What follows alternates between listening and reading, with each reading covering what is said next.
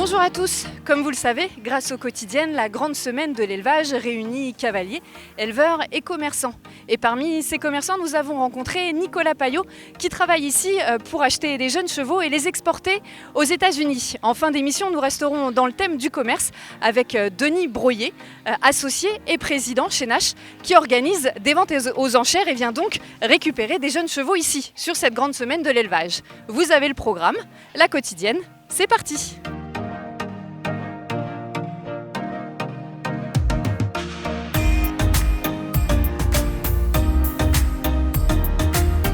Nicolas, bonjour, merci beaucoup d'être avec nous sur cette Quotidienne. Alors racontez-nous, qu'est-ce qui vous amène ici sur cette grande semaine de l'élevage ? Ce qui nous amène, c'est les chevaux de tout le pays. Je ne sais pas combien il y a de chevaux exactement, pas loin de 1000. Hier, il y avait plus de 306 ans, donc on peut revoir des chevaux qu'on a vus sur les cires ou découvrir des chevaux de régions de France où on n'a pas eu l'occasion d'aller. Et il n'y a pas mieux pour découvrir des nouveaux talents. Alors depuis combien de temps vous venez ici ? Plus de 30 ans. Vous avez donc de l'expérience dans le domaine, vous êtes commerçant, résident américain. Racontez-nous plus précisément ce que vous venez chercher sur cette grande semaine et surtout sur ce qu'on vous propose et ce qui vous intéresse. Ce qu'on vient chercher à la grande semaine, c'est ce qu'on vient chercher en France. Ce sont des chevaux nature, courageux, généreux, qui vont pouvoir donner du plaisir à leurs futurs clients. On est là pour acheter des chevaux. En ce qui me concerne, des chevaux qui vont exclusivement aux États-Unis, qui ont des caractéristiques spécifiques. Mais c'est la motivation principale pour venir ici. Alors qu'est-ce qu'il y a sur le circuit SHF qu'il n'y a pas ailleurs ? Le circuit SHF, il permet de découvrir des chevaux tôt, jeunes, encore une fois nature, et on peut vraiment essayer d'identifier les qualités futures des chevaux et les imaginer grandir et préparer l'avenir, essayer de les développer pour qu'un jour ça puisse être ou des chevaux de haut niveau ou des chevaux de clients. Donc ça, c'est vraiment le regard commerçant que vous avez là. Vous avez donc décidé de travailler à l'international avec les États-Unis. Pourquoi ce choix et surtout, qu'est-ce qu'il y a d'intéressant dans cet échange-là, dans cette exportation de jeunes chevaux français ? L'Amérique est un pays de consommateurs de chevaux. L'Europe est un pays producteur de chevaux. Là, j'élargis un petit peu. Il y a aussi la Hollande, la Belgique, l'Allemagne qui produisent beaucoup de chevaux et qui ont des bons circuits. Et la France, bien évidemment. Et il faut des débouchés pour les producteurs. Et un des débouchés majeurs où il y a du pouvoir d'achat, c'est bien évidemment l'Amérique. Alors vous n'êtes pas le seul à travailler pour l'étranger. Ici, ça fait 30 ans que vous êtes là. Comment vous avez vu l'évolution justement du regard étranger sur les jeunes chevaux français ? Je dois dire que nos chevaux ont évolué, sont plus beaux qu'avant. J'ai trouvé que les chevaux globalement étaient bien présentés. Les cavaliers montent de mieux en mieux. Par rapport à il y a 10 ans, clairement c'est plus propre, plus professionnel, mieux organisé. Je pense aussi que techniquement le site du Grand Parquet, même si on est encore un peu en transition et qu'on voit qu'il y a quelques petites choses à finaliser ou pour lesquelles on doit trouver nos marques, mais le site est incroyable, on a beaucoup de chance. Je pense qu'en France on aime souvent critiquer et on doit se rendre compte qu'on a un site incroyable. Je pense que le travail que fait la SHF est incroyable. Je vois, il n'y a pas beaucoup de pays où il y a un circuit jeunes chevaux aussi bien structuré, même s'il est sans doute améliorable. Et tout ça permet d'attirer aujourd'hui plus de marchands étrangers qu'il y a 5-6 ans où c'était un peu morne pleine. Hier, il y avait tous les grands marchands. Il y avait les historiques du marché depuis des années, François Maty, les frères Hendrix, les Belges, les Irlandais.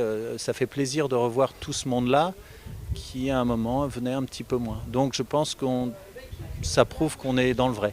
Alors est-ce que c'est une bonne chose aussi de voir venir tous ces étrangers pour finalement exporter les chevaux français ? Est-ce qu'on peut dire que c'est positif pour l'élevage français ? Moi je crois, et puis je vis aux États-Unis, donc l'argent n'est pas un tabou, il faut vendre les chevaux, il y a un moment, il faut qu'économiquement notre système tourne. Où est-ce qu'est l'argent ? L'argent, il est beaucoup à l'étranger pour les investissements de chevaux. On est un pays producteur. Exporter des produits français, faire rentrer de l'argent de l'étranger dans notre circuit, c'est formidable, très nécessaire et il faut en être fier. Il ne faut pas du tout en avoir honte. Au contraire, il faut essayer d'en faire la promotion. Vous avez aussi un regard de la part des éleveurs à ce sujet-là, vu que vous les côtoyez forcément. Est-ce que vous sentez aussi que c'est pour eux une fierté de voir leurs jeunes chevaux partir à l'étranger ? Moi, je crois que le français n'est pas un commerçant comme le belge ou le hollandais. Notre force, c'est qu'on a des éleveurs passionnés, sincères, qui adorent leurs chevaux. Parfois, tellement qu'ils ont un petit peu de mal à les vendre, un petit peu de mal à faciliter le commerce. Mais je pense qu'on doit aussi garder notre identité, la sincérité de notre passion dans l'élevage. C'est elle qui fait venir tous ces grands marchands de l'étranger.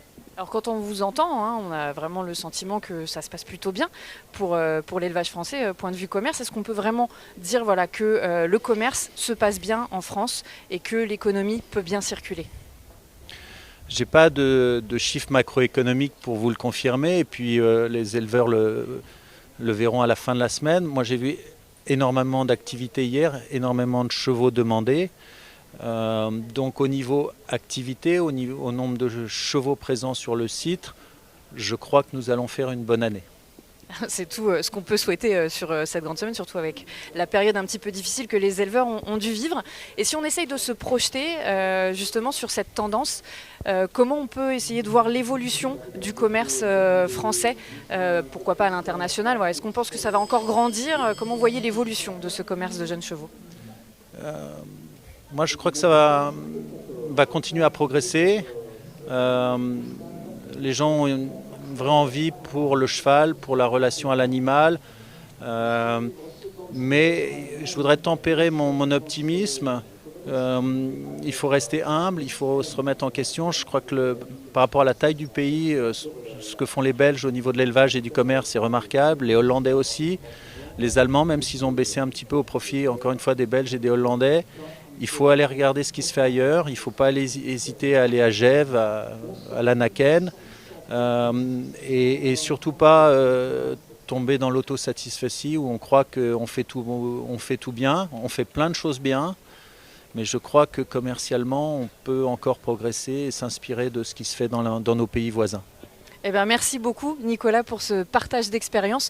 On aura encore appris de belles choses ici sur le commerce, sur cette grande semaine de l'élevage. Merci et on vous souhaite une très belle fin de semaine. Merci Anne, à bientôt. Merci.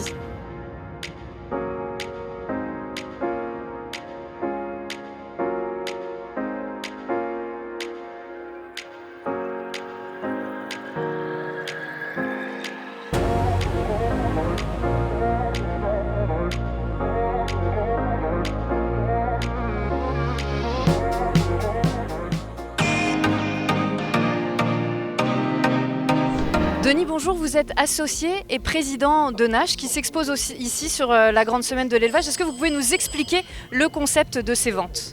Alors le concept, c'est des ventes qui ont 25 ans et ce sont principalement depuis le début des ventes de terroir. Nous vendons à peu près entre 80 et 90% des chevaux de la région normande. Et voilà, cette année, on essaie de s'ouvrir un petit peu plus à la France. Et en plus, ce sera la première édition de faire une vente de chevaux de 4, 5 et 6 ans, voire 7 ans, en espérant qu'on trouve la marchandise. En Normandie, il y a quand même beaucoup de chevaux, il y a quand même un berceau de chevaux assez important et je pense qu'après Fontainebleau, on va se poser un peu et on va réfléchir. Voilà, j'ai peur qu'on n'ait pas notre quota de chevaux ici à Fontainebleau. Alors justement, quelles sont les échéances et le programme à établir pour pouvoir être prêt ? Alors pour ces ventes de 4, 5 et 6 ans et 7 ans, ce sont des ventes qui vont avoir lieu le samedi et on profite du concours 4 étoiles de Saint-Lô Et l'année dernière, il y avait les meilleurs cavaliers européens, ils étaient tous là, donc on espère qu'ils vont de nouveau s'inscrire cette année. Et cette organisation vient de leur demande, parce qu'ils disent c'est dommage, nous on voit des 3 ans sauter, ils en ont acheté quelques-uns, mais nous on voudrait avoir des chevaux déjà un peu confirmés, monter dessus et les tester, et voilà. Donc on va essayer de mettre ça en place. Ça veut dire que s'il y a de la demande, ça peut forcément que bien se passer, vous répondez à quelque chose de concret. Oui, mais il faut vraiment les chevaux qui correspondent. Alors il faut qu'ils correspondent dans le modèle un peu, mais surtout dans la qualité, et puis dans le rapport qualité-prix. Donc non, c'est pas une équation facile à résoudre, mais non, on va s'y atteler. Sur quoi vous vous appuyez justement pour pouvoir vous aider là-dessus ? Sur nos connaissances, on est tous dans l'agence, on est tous des cavaliers, anciens cavaliers, et puis on a tous des carnets d'adresses. La majorité des cavaliers qui montent ici à Fontainebleau, nous les connaissons. Donc voilà, c'est plus facile d'aller vers ces gens-là, leur demander si leur cheval est à vendre, ce qu'ils en pensent. Un travail d'enquête. Un travail d'enquête, oui. Et on vous laisse profiter de cette grande semaine et puis mener cette enquête. Merci beaucoup et bon courage. Merci à vous. C'est l'heure de repréparer les parcours pour demain, pour continuer bien évidemment la compétition des 5, 6 et 7 ans. On va donc s'atteler toute la nuit et puis on va ravitailler les restaurants bien évidemment puisque la quotidienne c'est fini. On se retrouve donc